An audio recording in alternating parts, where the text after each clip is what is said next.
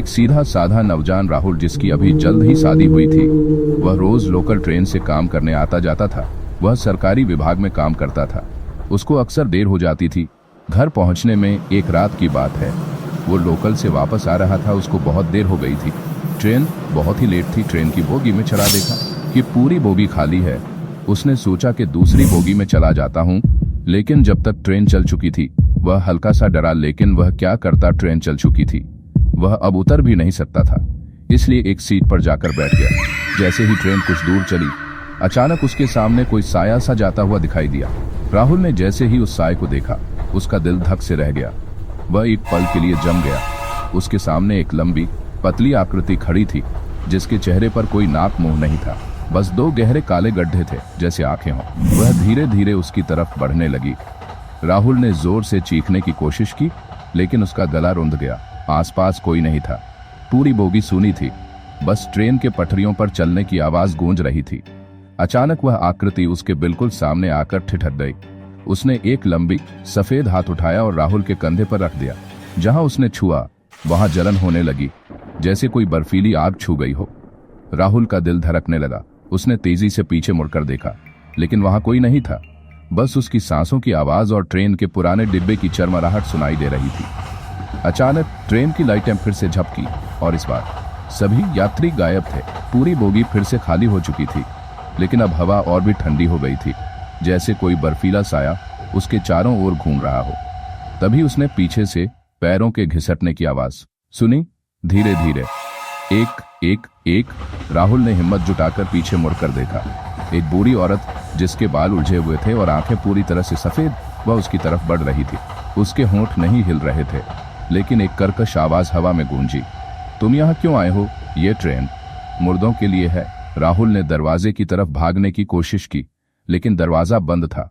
जब उसने खिड़की से बाहर झांका तो उसने देखा कि ट्रेन पटरियों पर नहीं, बल्कि एक गहरे काले अंतहीन सुरंग में दौड़ रही थी। बूढ़ी औरत अब और नजदीक आ चुकी थी। उसने अपना हाथ बढ़ाया और राहुल के गाल को छू लिया। उसकी उंगलियां सड़ी हुई और कीड़ों से भरी थीं। राहुल चीखना चाहता था, लेकिन उसकी आवाज गायब हो चुकी थी। तभी घंटी बजी। एक तेज आवाज के साथ ट्रेन अचानक रुकी और लाइटें वापस जल उठीं। राहुल ने अपने आप को एक सुनसान स्टेशन पर खड़ा पाया। स्टेशन का नाम बोर्ड टूटा हुआ था, लेकिन उस पर लिखा था, नरक का द्वार, यहां से कोई वापस नहीं जाता। तभी उसने पीछे से ट्रेन के दरवाजे के बंद। राहुल सुनसान स्टेशन पर अकेला खड़ा था। उसका दिल धक धक कर रहा था। चारों तरफ सिर्फ कोहरा और सन्नाटा था। तभी उसने दूर से पायल की झनझनाहट सुनी। एक परिचित आवाज, राहुल, मैं यहां हूं। वह आवाज उसकी पत्नी मीरा की थी। राहुल ने आशा से भरकर उस ओर देखा। सच में मीरा वहां खड़ी थी। उसकी सफेद साड़ी हवा में लहरा रही थी, लेकिन उसका चेहरा बहुत पीला, आंखें खाली और होठ नीले पड़े हुए। मीरा, तुम यहां कैसे? राहुल दौड़कर उसके पास पहुंचा, लेकिन जैसे ही उसने उसका हाथ पकड़ना चाहा, मीरा का शरीर हवा में विलीन हो गया। नहीं, राहुल चीखा। तभी उसने महसूस किया कि उसकी हथेली में कुछ ढीला और चिपचिपा लगा। उसने देखा खून, और फिर उसने अपने पैरों के पास मीरा की पायल पड़ी हुई देखी, जिससे अभी अभी आवाज आई थी। तभी कोहरे में से एक भयानक कराहने की आवाज आई, तुमने मुझे बचाया नहीं राहुल, तुम उस रात ट्रेन में नहीं आए, मैं अकेली मर गई। राहुल का दिमाग चकरा गया। क्या मीरा मर चुकी थी? पर उसकी तो शादी को अभी कुछ ही दिन हुए थे। तभी अचानक उसके पीछे से ट्रेन के हॉर्न की आवाज गूंजी। वही पुरानी लोकल ट्रेन जिसमें वह सवार हुआ था, फिर से स्टेशन पर आकर रुकी।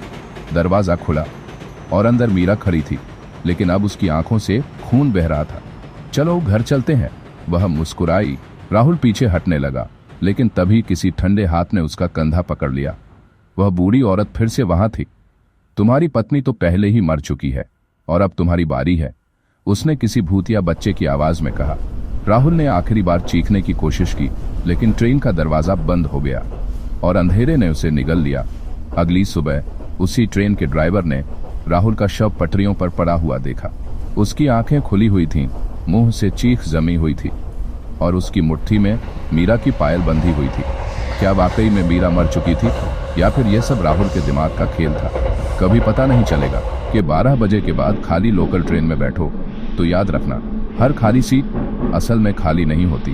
तुमने आखिरी बार अकेले ट्रेन से कब सफर किया था? क्या तुम्हें भी कोई अजीब आवाजें सुनाई दी? कोई ठंडा साया महसूस हुआ? कमेंट में बताओ। और अगर तुम ऐसी ही डरावनी कहानियां सुनना चाहते हो तो हमारे चैनल को सब्सक्राइब करो और बेल आइकन दबाना मत भूलना, क्योंकि अगली कहानी में शायद तुम्हारा नाम हो। अभी सब्सक्राइब करो। एंड हेल्थ वार्निंग, रात में अकेले मत पड़ो।